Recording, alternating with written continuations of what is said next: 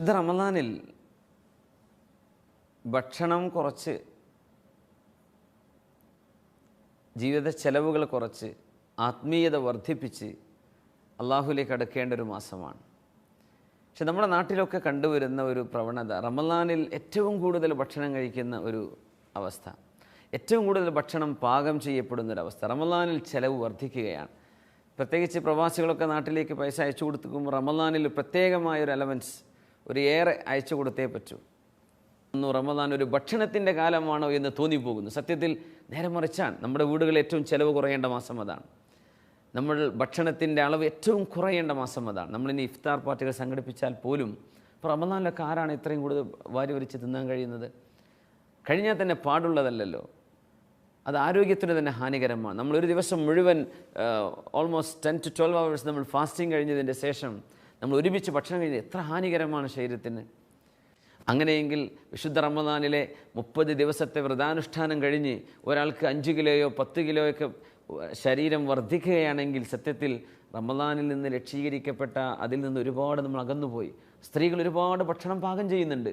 മുഴുവൻ സമയവും ഭക്ഷണത്തിലാണ് നഷ്ടപ്പെടുന്നത്. അവർക്ക് നോമ്പിൻ്റെ സമയത്ത് ഖുർആൻ ഓതാൻ സമയമില്ല, അവർക്ക് നല്ല കാര്യങ്ങൾ പഠിക്കാൻ സമയമില്ല, ഒരൽപ്പം ദിക്ർ ചൊല്ലാൻ സമയമില്ല. എന്ത്? അടുക്കളയിൽ ബിസിയാണ്.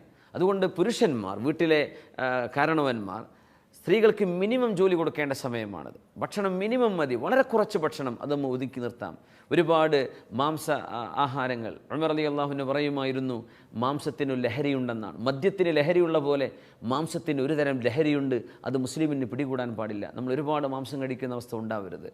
അപ്പോൾ കേരളത്തിൻ്റെ വിവിധ ഭാഗങ്ങളിൽ മുസ്ലിമീങ്ങൾ പ്രത്യേകിച്ച് തിങ്ങി താമസിക്കുന്ന മേഖലകളിലൊക്കെ ഒരുപാട് ഭക്ഷണത്തിൻ്റെ വില വർദ്ധിക്കുന്നുണ്ട്, ചെലവ് വർദ്ധിക്കുന്നുണ്ട്, ഒരുപാട് പൈസ വേസ്റ്റ് ആവുന്നുണ്ട്. ഭക്ഷണം ഒരുപാട് വിളമ്പിക്കൂട്ടുകയാണ് പെണ്ണുങ്ങൾ. ഇത് കഴിക്കാൻ പറ്റുമോ? പുരുഷന്മാർ അത് വേണം ഇത് വേണം എന്നൊക്കെ പറഞ്ഞ് അവരെ കൊണ്ട് ഉണ്ടാക്കിപ്പിക്കുന്നതും കാണാം. പക്ഷെ അത് ചെയ്തുകൂടാ. ഈ റമദാനിലെങ്കിലും നമ്മൾ ഭക്ഷണം ഒന്ന് മിനിമൈസ് ചെയ്യുക.